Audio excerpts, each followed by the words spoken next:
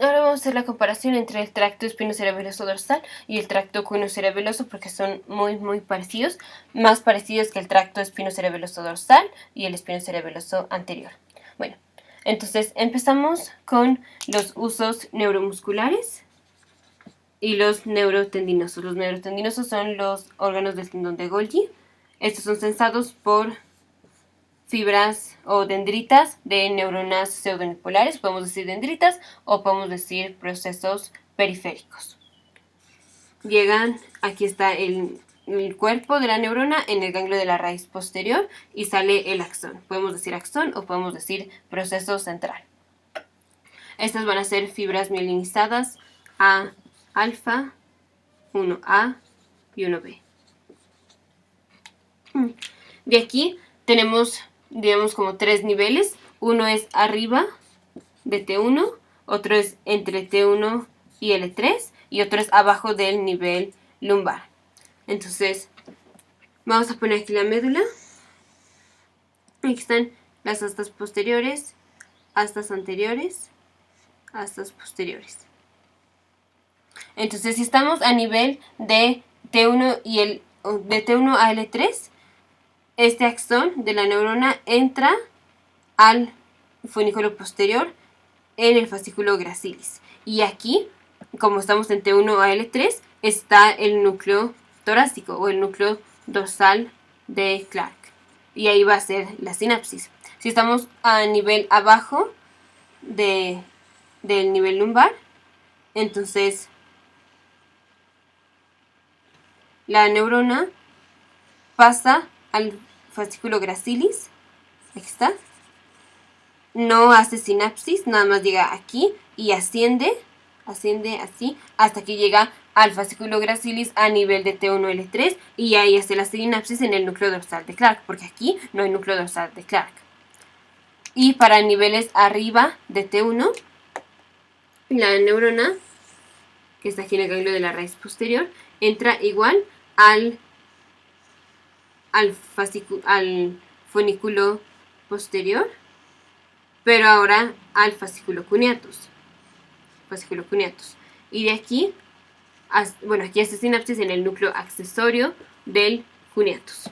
Y ahora sí ya salen los axones de las segundas neuronas. Entonces, axones de segunda neurona aquí suben por el tracto cúneo-cerebeloso. Y axones de segundas neuronas o cuyos cuerpos están en el núcleo dorsal de Clark se hacen laterales porque suben o ascienden aquí a través del fonículo lateral y forman el tracto espino-cerebeloso dorsal, cúneo-cerebeloso y espino-cerebeloso dorsal, porque ambos llegan a la corteza del cerebelo. El espino-cerebeloso llega a la corteza vermal, en la vermis, y el cúneo-cerebeloso a la corteza paravermal o de hemisferios intermedios. Y están entrando a través del pedúnculo cerebeloso inferior. Todo esto está siendo ipsilateral hasta ahora. Está entrando como fibras musgosas porque no venimos de núcleos olivares. Entonces entra como fibras musgosas a células granulares en la capa granular de la corteza. Y fibras musgosas liberan glutamato a células granulares liberan glutamato a fibras de Purkinje y fibras de Purkinje liberan GABA a los núcleos profundos. Los núcleos profundos, si venimos de la vía del núcleo dorsal de Clark en el espino cerebeloso, células granulares Purkinje a núcleo fastigio. Y del núcleo accesorio del cuneatus por la vía cuneo-cerebelar, hemisferio paravermal, células granulares, células de Purkinje y ahora núcleos emboliforme y globoso.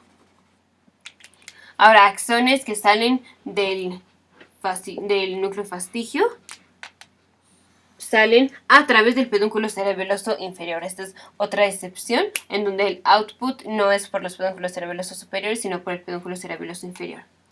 Y hace sinapsis en la formación reticular y en los núcleos vestibulares. Los núcleos vestibulares están a nivel de la médula, del bulbo raquídeo. Y el núcleo emboliforme, los axones Estos pasan por el pedúnculo cerebeloso superior, se cruzan al lado opuesto en la decusación de los pedúnculos cerebelosos superiores y llegan a los núcleos rojos contralateral. Los núcleos rojos están a nivel del mesencéfalo. Y de aquí, cada uno de estos representa, digamos, el cuerpo, los núcleos donde están los cuerpos de una motoneurona superior. Y de aquí llegan a motoneuronas inferiores. Motoneuronas inferiores, aquí en las astas anteriores, que inervan músculos. Motoneuronas inferiores inervadas por el tracto vestíbulo espinal va principalmente a músculos extensores.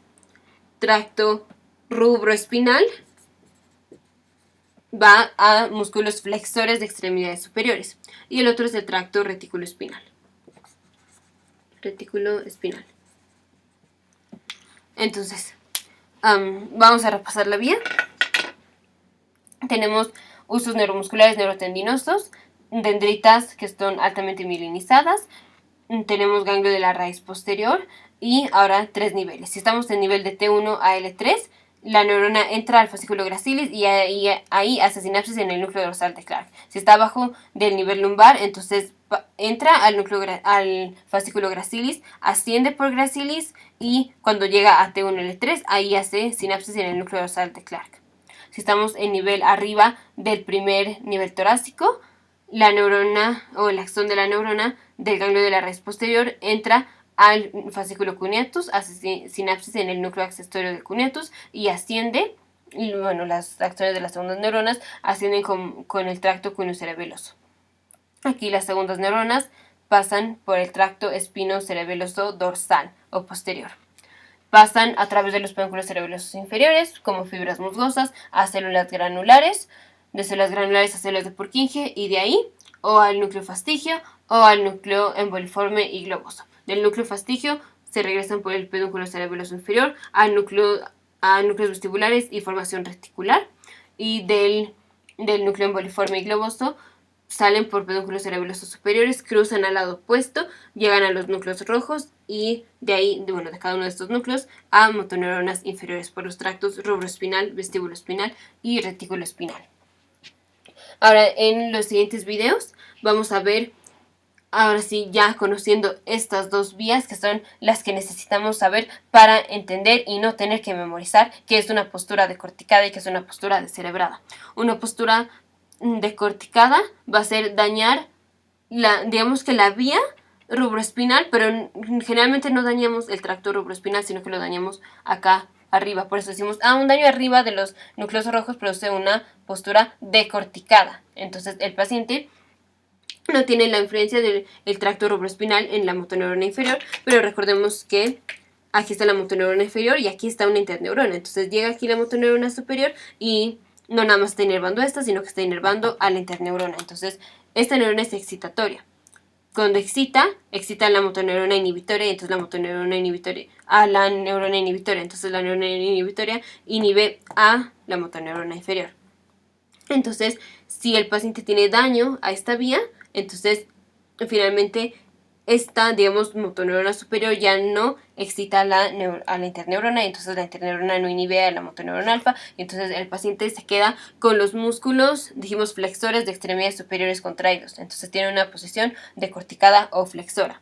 Y si dañamos el tracto vestíbulo-espinal, que está abajo de los núcleos rojos, estos están en el bulbo raquídeo, estos están en el mesencéfalo, entonces el mismo mecanismo, no llega inervación a la neurona inferior y a la interneurona, y entonces la motoneurona inferior todo el tiempo está activando la contracción muscular de músculos principalmente extensores, y entonces el paciente tiene una posición descerebrada o extensora.